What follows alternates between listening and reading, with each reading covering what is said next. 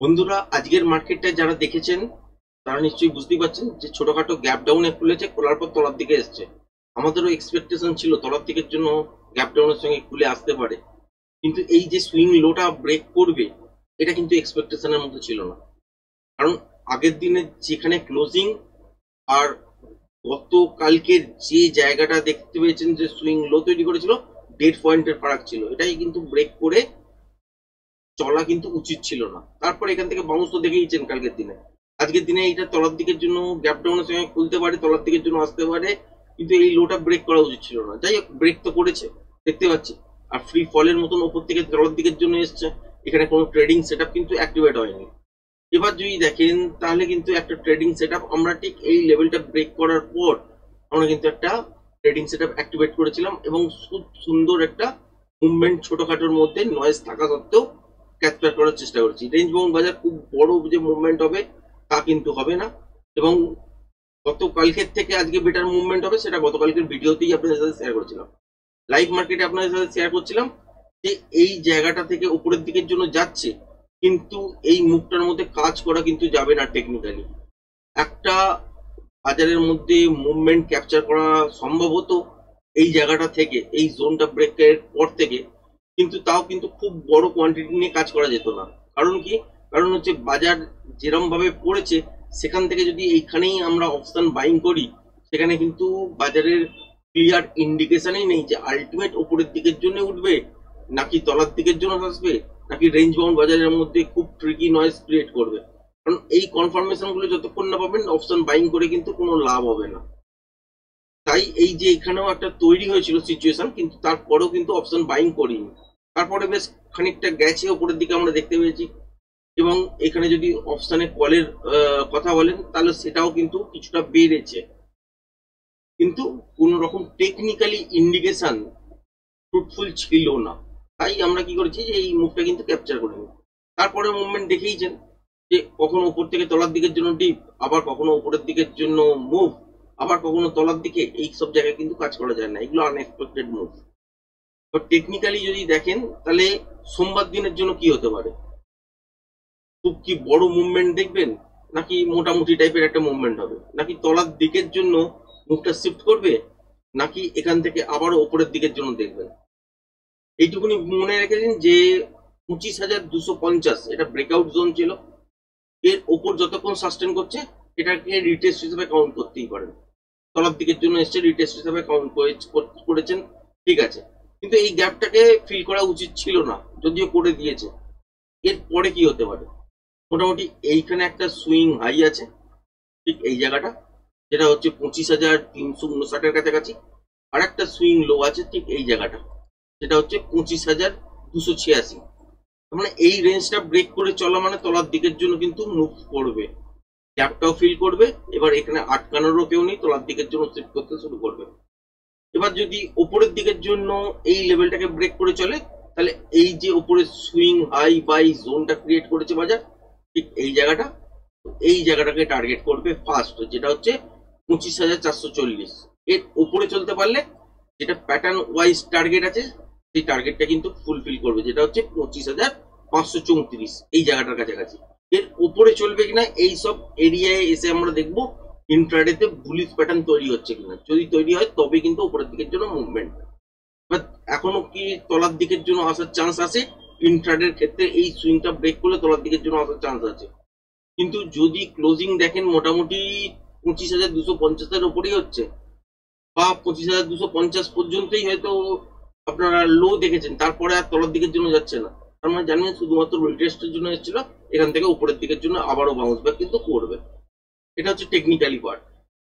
এবার যদি দেখেন জিও পলিটিক্স এর মধ্যে কি ঘটছে, আজকে একটা খবর এসছে, সেই অনুযায়ী যদি দেখেন চাহাবাহার পোর্ট, আমাদের ইরানের মধ্যে একটা পোর্ট আমরা নিয়ে আছি, আদানি সেটাকে অপারেট করে। তো এই পোর্টটাতে অলরেডি কিন্তু আমেরিকা স্যাংশন লাগাতে চলেছে, এই 28 তারিখ থেকে স্যাংশন লেগে যাবে। ওই পোর্টের মাধ্যম দিয়ে কোনো ট্রেড যারা করবে, আমেরিকা বা আমেরিকা সমর্থিত যেসব দেশ আছে তাদের সঙ্গে বাণিজ্য সেই দেশটার বা সেই কোম্পানিগুলোর বন্ধ। তার মানে ইরানকে চাপে ফেলা, সঙ্গে হচ্ছে ইন্ডিয়াকেও ইনডাইরেক্টলি। তো এইটা কিন্তু নতুন খেলা আবার শুরু হয়ে গেছে। এইটার এফেক্ট কিরকম আসতে পারে, যে যদি কোনো নেগেটিভ নিউজ আরো এর সঙ্গে অ্যাড হয়ে যায়, তাহলে কিন্তু বাজারের মুভমেন্ট তলার দিকের জন্য শিফট করতে শুরু করবে। আর যদি এই নিউজটাই থাকে, তাহলে আবারও আস্তে আস্তে উপরের দিকের জন্য নয়েজ ক্রিয়েট করেই হোক, যেভাবেই হোক আস্তে আস্তে উপরের দিকের জন্য যাওয়া শুরু করবে। ঠিক এই রেঞ্জটা ব্রেক করার পর আপনারা এই টার্গেটটার লক্ষ্যে এগোতে পারেন। তার আগে যদি আর 25,250 এই লেভেলটা ব্রেক করে না চলতে চায়, তাহলে এখান থেকে আবারও উপরের দিকের জন্য ইন্ট্রাডে ট্রেডিং সেট আপ করা যেতে পারে। এইটুকুনি পর্যন্ত আশা করি বুঝে গেলেন, এবং টেকনিক্যাল পার্ট বুঝলেন, আর জিও পলিটিক্স এর মধ্যে কি চলছে সেটাও বুঝে গেলেন। এবার হচ্ছে ব্যাংক নিফটি। ব্যাংক নিফটি নিয়ে যদি দেখেন, তাহলে কি দেখতে পাচ্ছি আমরা, যে উপর থেকে গ্যাপ ডাউন সঙ্গে খুলেছে, এই সুইং লোটা ব্রেক করেছে, তারপরে আমরা একটা ট্রেডিং সেট আপও পেয়েছি, আপনার সাথে লাইভেও শেয়ার করেছিলাম। সেখানে কিন্তু খুব বেশি পয়েন্ট যদি বলেন সেখানে হয়নি, কারণ কি এই যে নয়েস, এই যে উইক গুলো দেখতে পাচ্ছেন, এই উইক গুলোর কারণে কিন্তু প্যানিক অনেকটা বেশি, এবং যে মুভমেন্টটা একবারে হয়ে যাওয়া উচিত, মানে ধরুন এখান থেকে পড়ছে, ক্রমাগত যদি পড়ে যায়, তাহলে কিন্তু একটা মুভমেন্ট স্লো থাকে। আর যখনই থেমে থেমে থেমে থেমে চলে, তখন কিন্তু অপশনের গ্রোথটা থাকে না, এখানে কিন্তু থিটার এফেক্ট লেগে যায়। তো সুতরাং এখানে থিটার এফেক্ট লেগেছিল, তা সত্ত্বেও প্রফিট হয়েছে, কিন্তু খুব বেশি যেরকম মুভমেন্ট অনুযায়ী প্রফিট হওয়া উচিত সেটা কিন্তু আমরা দেখতে পাইনি। এবার এখান থেকে উপরের দিকে যখন চলছিল, সেই সময় আপনার সাথে শেয়ার করলামই যে এটাকে কমসে কম রিটেস্ট করা দরকার। রিটেস্ট করার পর যদি দেখা যায় যে আবার ইন্ট্রাডে সুইং হাইটা ব্রেক করছে, সেই সময় বাইং সেট আপ তৈরি হবে। সেটা সারাক্ষণ ধরে, বাদ বাকি সময় ধরে দেখতে পেয়েছেন, সেটা করতেই সারাক্ষণ চলে গেছে বাজারে। তাহলে সোমবারের জন্য টেকনিক্যালি মুভ কি আছে, এই জায়গাটা সুইং হাই, যেটা হচ্ছে 55,636, আর তলার দিকে হচ্ছে ঠিক এই জায়গাটা 55,355। এই লেভেলটাকে যদি ব্রেক করে দেয়, তাহলে কিন্তু তলার দিকের জন্য বাজার পড়বে। এইখানে একটা সুইং লো আছে, বুঝতেই পারছেন, এইখান পর্যন্ত, যেটা হচ্ছে 55,239। এটাকেও যদি ব্রেক করে চলে, যতক্ষণ মোমেন্টাম থাকবে, কারণ হচ্ছে যত বাজারের ফার্স্ট রেটটাই হচ্ছে মোমেন্টামের ওপর ডিপেন্ড করে।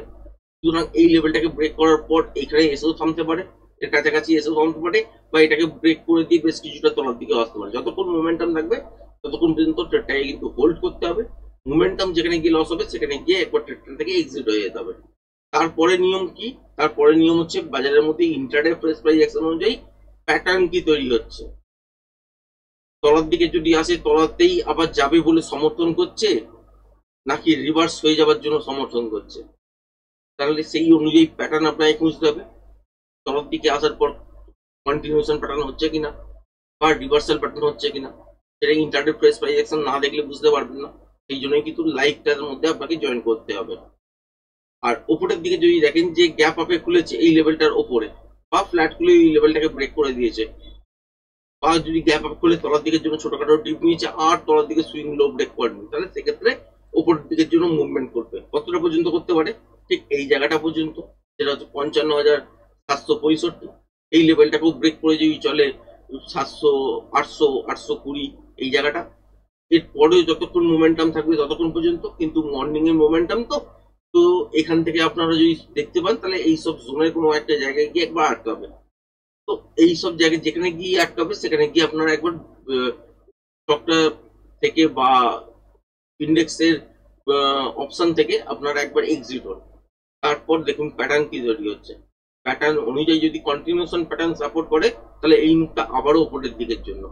আর যদি দেখা যায় যে রিভার্সাল প্যাটার্ন তৈরি হচ্ছে, তাহলে এই মুখটা আবার তলার দিকের জন্য। এবার ইন্টারডে ফ্রেশ প্রাইস অ্যাকশন দেখার পরই বুঝতে পারবেন যে কোন ধরনের প্যাটার্ন তৈরি হচ্ছে।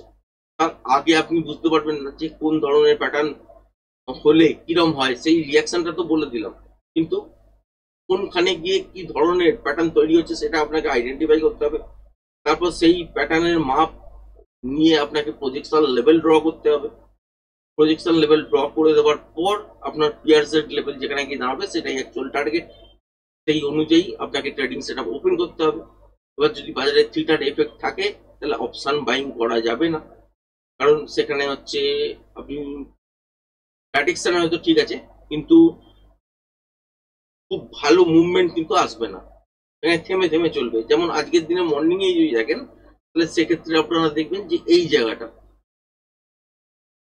একদম মর্নিং এ তো এইসব জায়গা থেকে একটা মুভমেন্ট ছিল, তারপরে এইসব জায়গা থেকে আস্তে আস্তে কিন্তু থিটার এফেক্ট শুরু হয়ে গেছে, উইক গুলো সেখানে বড় বড় দেখতে পাচ্ছেন। তো এই কারণটার জন্যই কিন্তু আলটিমেট বাজারের মধ্যে সিচুয়েশন কি হয় যে অপশন যারা বাইং করেন তাদের কিন্তু পজ লেগে যায়, সেখানে ভালো মোমেন্টাম পান না। হয়তো 2-4 পয়েন্ট 5 পয়েন্ট বাড়লো, 3 পয়েন্ট হয়তো ডিক্রিজ করে গেল, এরমও হয়। তো শর্ট পয়েন্ট হয়তো মোমেন্টাম পেলেন, ইনক্রিজ করলো, তারপরেই দেখলেন যে 5 পয়েন্ট হয়তো ডিক্রিজ করে গেল। যখনই আপনি সেল করতে যাচ্ছেন তখনই প্রাইস হয়তো তলার দিকে চলে যাচ্ছে। এই সিচুয়েশন গুলো ফেস করতে হয়, এই জন্য তখন কিন্তু করা চলে না। আর যদি দেখা যায় যে বাজারের মধ্যে মোমেন্টাম আছে, তার সাথে সাথে ফ্রিকি নয়েজটা কম, তাহলে কিন্তু ট্রেডিং সেটা ওপেন করা যায় অপশন বাইং এর ক্ষেত্রে। আর অপশন সেলারদের জন্য শুধুমাত্র ডাইরেকশন লাগে, সারা দিনের একটা ব্যাপার, অনেকটা লম্বা টাইম ধরে করে এবং একটা রেঞ্জ বেছে দিয়ে কাজ করে। তার মধ্যে স্ট্যাডেল আছে, ট্রায়াঙ্গেল আছে, অনেক কিছু আছে, এইগুলো নিয়ে কাজ করে, কিন্তু তাদের সংখ্যা কম।